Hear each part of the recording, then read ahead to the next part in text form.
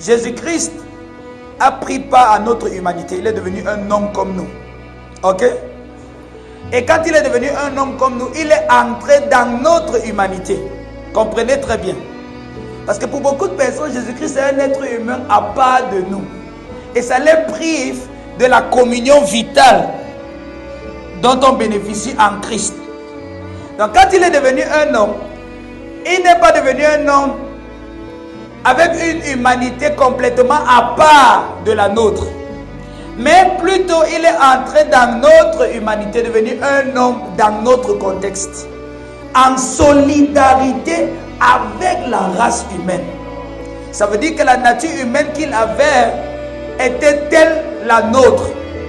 Et il y avait une solidarité entre son humanité et la nôtre. En fait, quand Jean décrit l'incarnation, il dit que Jésus-Christ a incarné la chair pour faire référence à l'aspect déchu de notre humanité. Donc il a pris une chair qui était déjà teintée dans le sens de la propensité au péché. Il a pris une chair qui était tentable. Il n'a pas pris une chair que, peu importe la tentation, ça ne bouge pas. Vous comprenez ce que je voulais dire? Donc, au niveau où l'humanité était, quand Jésus-Christ a incarné la chair, c'est l'humanité là qu'il a prise. Il n'est pas venu avec sa part du ciel.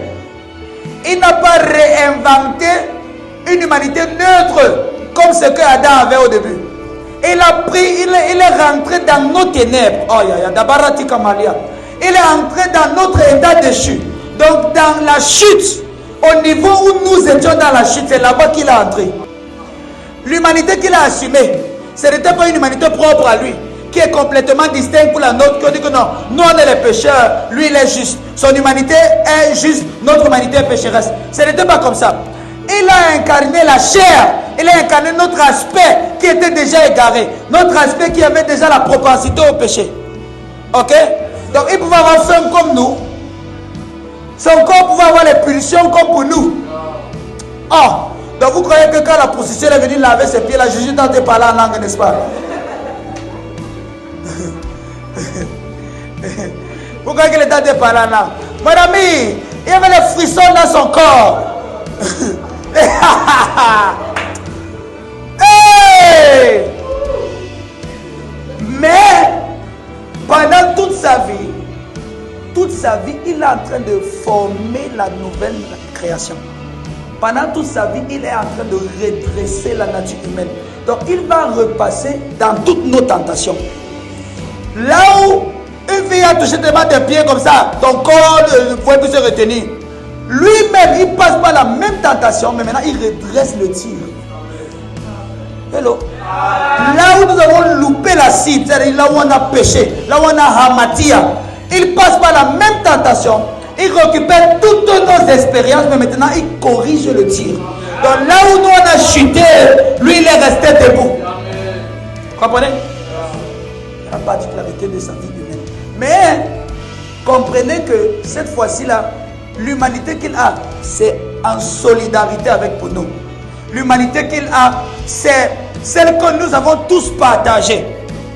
Hello? C'est notre vie humaine, c'est notre humanité qu'il a prise. Mais maintenant, cette humanité, il est en train de la corriger.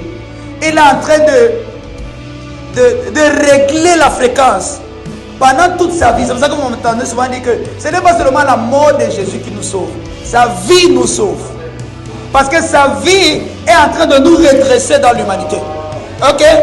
Donc il est entré dans notre expérience. Et quand il a touché notre humanité a commencé à guérir. Parce que là où on est en train de chuter, il est resté debout. Et ça a commencé à corriger le tir. Quand Jésus-Christ, qui est Dieu, prend part à tous les événements de notre vie, et il reste fidèle en tant que le Fils de Dieu, quand il entre dans la mort, là où la mort mettait tous les hommes à terre, cette fois-ci la mort est mise. Donc Jésus transforme toute la nature humaine, transforme la nature de la mort.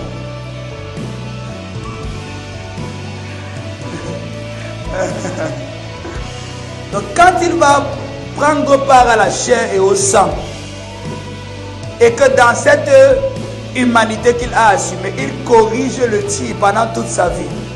Même quand il meurt, il corrige encore le tir. Même quand il meurt, il continue de nous sauver. Même quand il meurt, il continue de nous transformer de sorte que cette fois-ci, quand il entre dans la mort, c'est la mort qui est touchée par Dieu. C'est ce que la divinité touche et guérit. Et si Dieu touche la mort,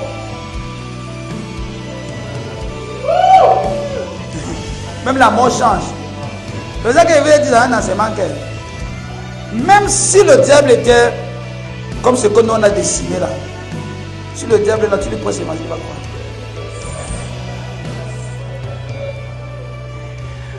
Parce que c'est la puissance de Dieu pour sauver quiconque croit. Et l'amour de Dieu est inéchappable. Si c'est vrai, même le diable ne peut pas échapper ça. Donc, un seul est mort pour tous. Donc, il a goûté la mort pour nous. Il a subi la mort pour nous. Mais maintenant, en dehors de sa mort vicaire, à part être une mort vicaire, il est en solidarité avec nous tous. Il est entré en synchrone avec nous tous. Il est entré dans toutes nos expériences. Et cette fois-ci, dans toutes ces expériences, comme on est en synchrone, comme il est en solidarité avec nous tous, quand il meurt, tous donc meurent avec lui. Nous jugeons que si un seul est mort pour tous, tous donc sont morts. Parce que celui qui est mort pour tous est en synchrone avec ceux pour qui il est mort. Donc, sa mort est vicaire, mais sa mort est aussi tout inclusive. Sa mort est inclusive. Sa mort inclut la mort de tous.